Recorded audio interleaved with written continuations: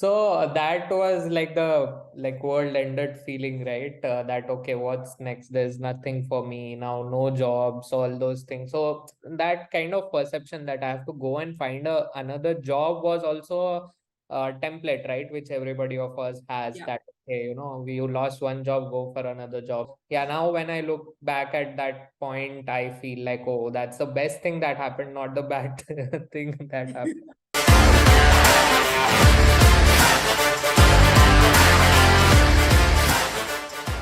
Hi, welcome to the virtual podcast of Savagely Straightforward. I'm very excited that people can see my face and somebody else's also today. On the first episode of the virtual podcast, I have my colleague and my very dear friend who I've known for 4 years now. And both of us want to share about our ups and downs. Most of the time, it's going to be ups only, and how and how we dealt with our downs. Hi, Farhan. Thank you so much for joining me. Hi, Prathima. Thank you so much for having me on this podcast. Pretty excited for the conversation today. Yeah, I'm also excited that you are the guys who motivated me to do this, and I'm doing this with you. Yeah, the first one.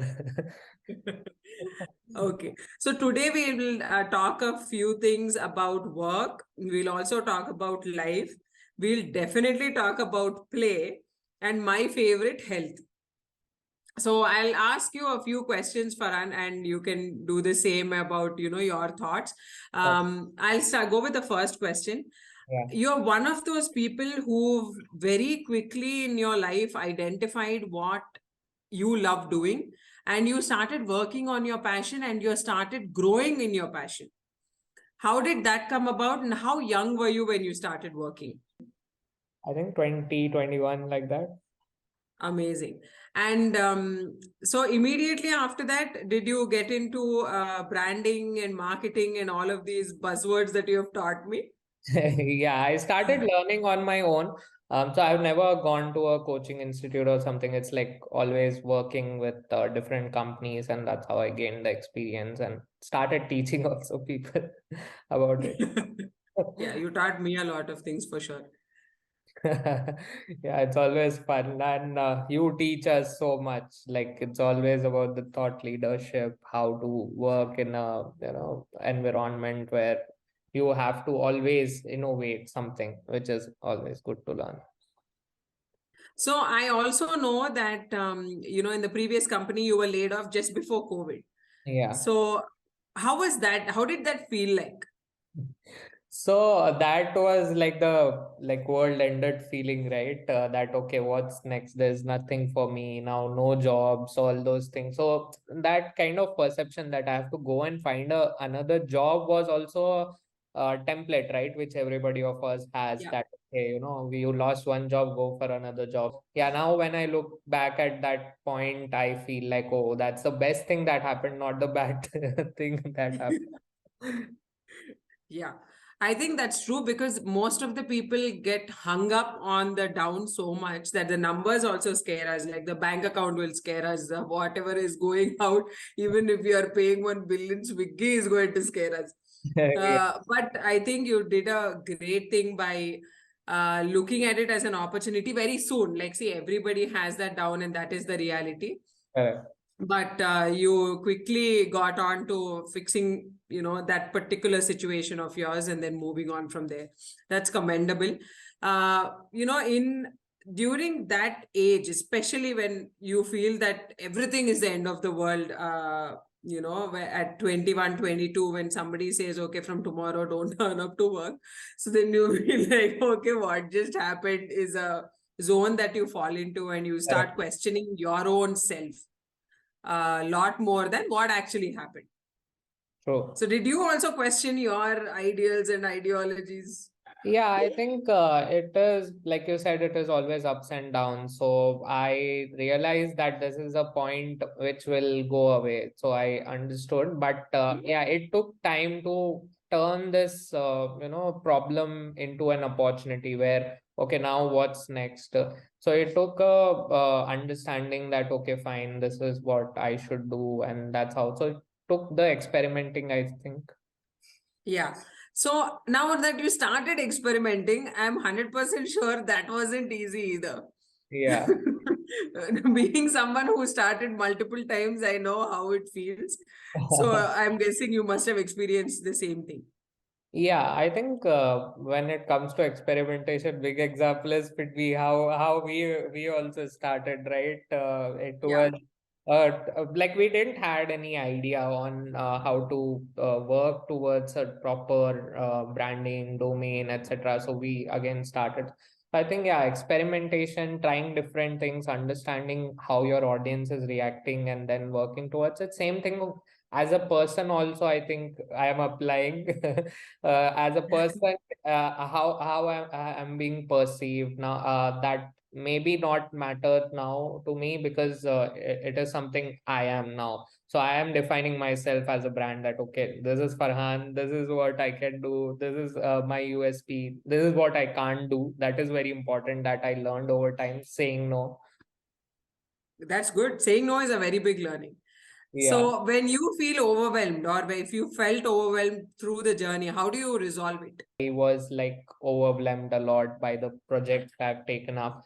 I was like, okay, now I am not sure I'm contributing everything. I'm trying to build a team and all, but still I'm unhappy. So that was the point, and I was underprepared totally. So I stopped doing that. I started only focusing on the good things, and where I can add value, and then said, okay, no, if I can't contribute, thank you so much, and here is what you can do.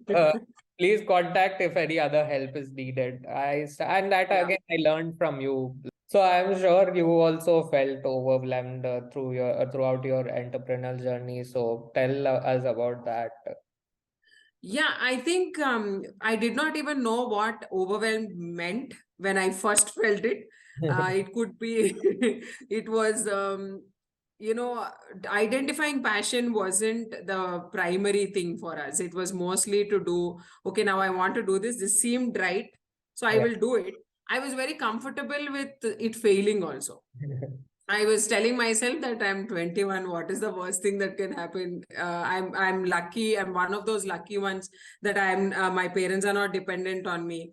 So I went and told my father, "You please take care of me longer.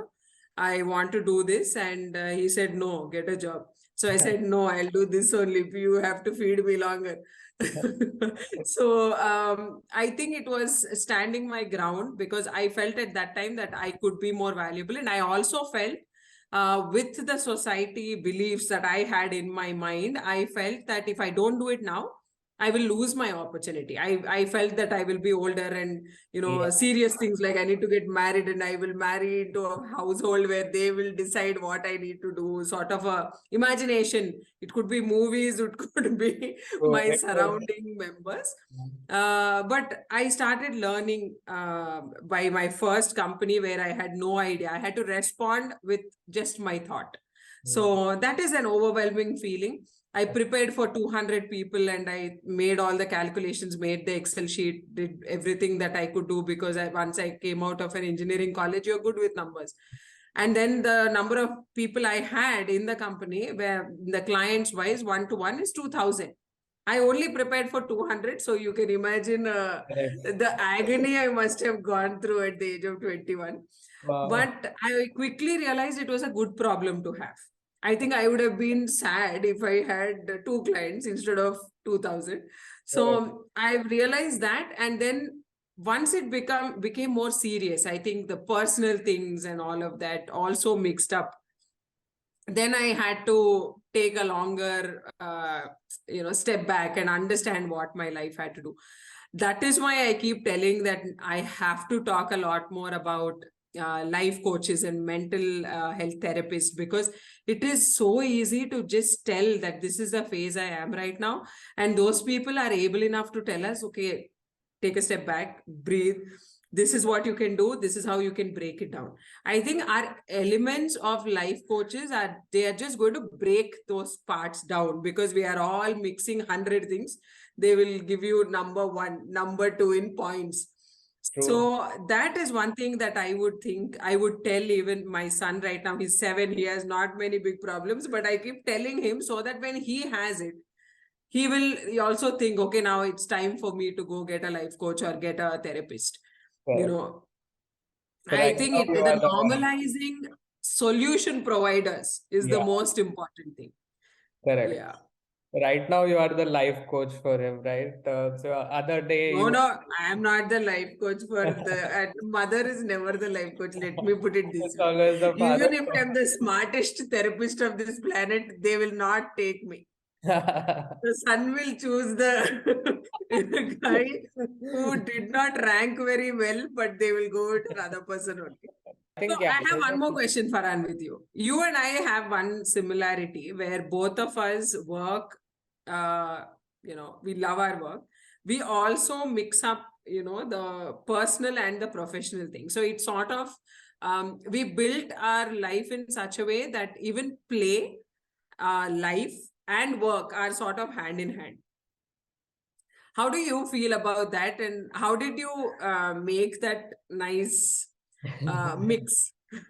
Yeah, so I think one thing I realized, like once I stopped doing a lot of things and started focusing only on good things. So I stopped looking at more shiny objects. I would say I focused on like the objects which I had and worked towards it. So that's how I started feeling more happier also. And then I didn't feel like I was doing work. It was always blended. So now there's not like, okay, fine, after this time I'm not working. There are situations where you need to be at work or you need something to do. I always accommodate, but then there's family time, then there's fun happening at the workplace. We are making reels and all. So that thing kind of made the whole thing pretty enjoyable. So now it doesn't feel like, oh, there's I have to go to work again. So that feeling Yeah. not there.